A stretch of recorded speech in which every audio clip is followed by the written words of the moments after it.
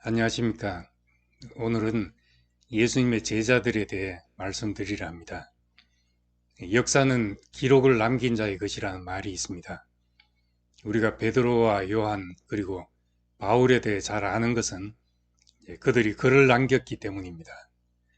12제자 중 다수의 인물이 잘 알려져 있지 않은 이유는 중요하지 않아서가 아니라 그들에 관한 글이 남겨져 있지 않았기 때문입니다.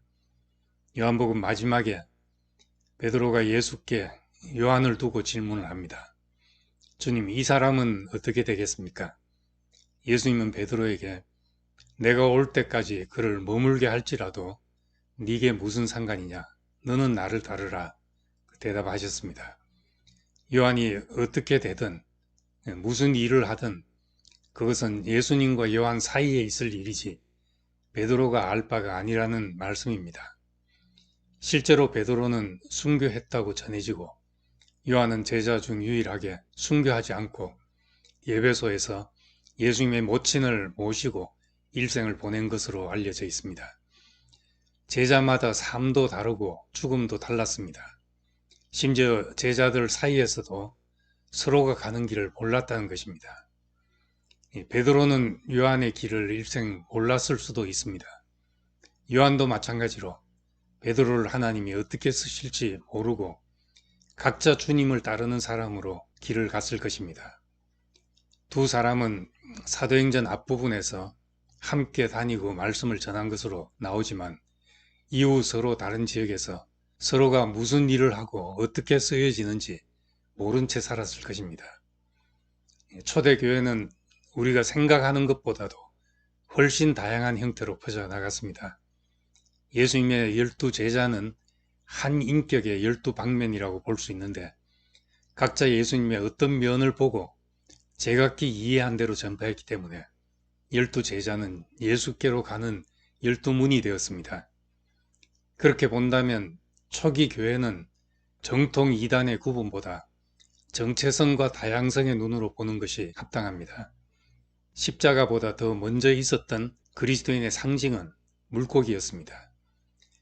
예수 그리스도 하나님의 아들 구세주의 그 헬라어 첫 글자를 따면 물고기를 뜻하는 익투스라는 말이 되는데 그리스도인의 정체성을 나타내는 상징이었습니다.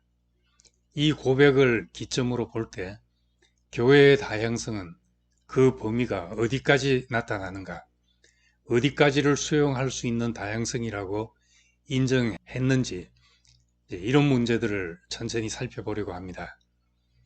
처음 복음의 문을 연 사람은 베드로였습니다.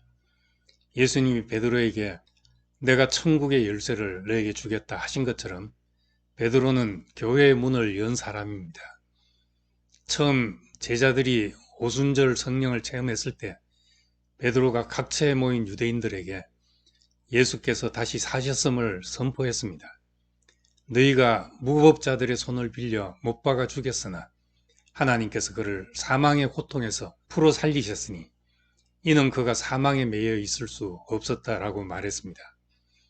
50일 전 예수를 죽인 곳에서 예수가 그리스도라고 전하는 것은 상상하기 어려운 담대함이었습니다.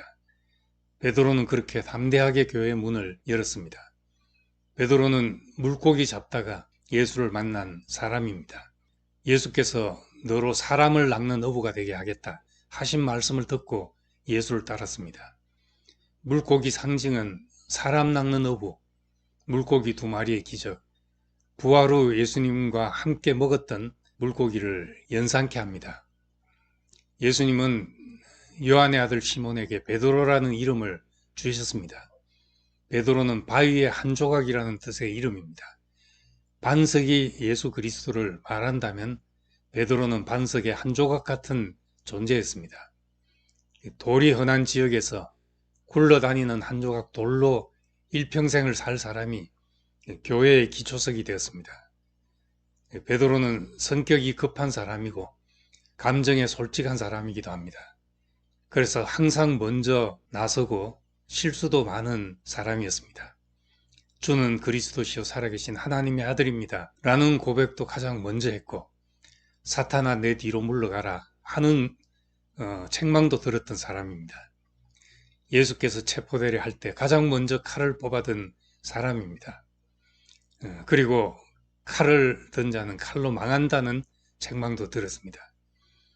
그리고 예수님의 무덤을 남자 제자들 가운데 가장 먼저 찾아갔고, 사도행전 10장에서는 이방인들도 하나님이 그리스도 안으로 부르신다는 계시를 가장 먼저 이해하고 이방인의 문도 열었습니다. 약점이 있는 사람이지만 베드로의 기질을 그대로 사용하셔서 그의 급한 성격은 문을 여는 데 사용되었고, 어디로 튈지 모르던 성격은 교회의 기초석이 되었습니다. 한편 사도 요한은 우리의 아들이란 별명이 붙었습니다. 예수님과 제자들이 사마리아 한 마을로 가셨는데 그 마을 사람들이 받아들이지 않자 불벼락을 내려 사마리아 사람들을 없애달라고 말한 데서 유래한 별명입니다.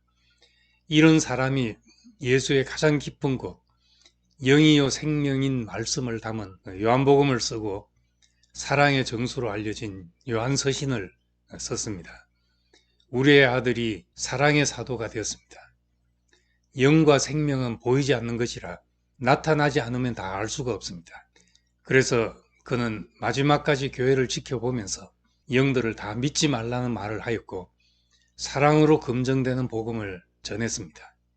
그리스도 생명의 다양성을 사랑으로 검증하는 사도가 되었습니다. 그는 바다에 펼쳐진 그물들을 모아들이면서 구멍난 데를 깁는 사람이었듯이 교회의 다양성에 생길 수 있는 구멍을 사랑이라는 실로 메꾸는 사람이었습니다. 고린도 전서에서 바울이 나는 심었고 아볼로는 물을 주었으되 하나님이 자라게 하셨다는 고백처럼 우주적인 하나님의 집을 건축하는 일은 한 사람으로 되지 않습니다. 사도행전 8장에는 빌립이 사마리아에서 복음을 전하고 남쪽으로 가다가 이디오피아 고관을 만나 복음을 전한 이야기가 나옵니다. 빌립은 남이 미처 갈 생각을 하지 못했던 사마리아와 아프리카로 흘러들어간 제자였습니다. 또 늦게 합류한 바울은 소아시아에서 서쪽으로 갔고, 도마 행적에 의하면 도마는 동쪽으로 간 제자였습니다. 복음이 여러 나라와 여러 민족, 문화와 사상에 접촉하면서 더욱 다양해지고 측량할 수 없는 그리스도의 풍성, 만물 안에서 만물을 충만케 하시는 하나님의 충만이 나타나게 되었습니다. 그리스도는 뛰어난 한 사람이 혼자 다 안다고 할 수 없고 한 개인이나 한 집단의 전유물이 될 수 없습니다. 집을 짓는 데는 많은 재료가 필요합니다. 하나님 자신의 우주적인 거처를 건축하는데 모든 사람을 불러 모으십니다.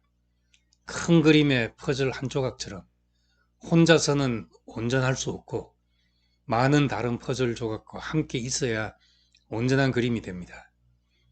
우리가 경험한 은혜는 크신 하나님의 지극히 작은 한 부분이기 때문에 우리는 더 많은 그리스도인, 우리와 다른 경험을 가진 그리스도인과 연결되어야 합니다. 그래서 우리도 그리스도의 몸 안에서 청량할 수 없는 그리스도의 풍성을 고백할 수 있기를 소망합니다. 감사합니다.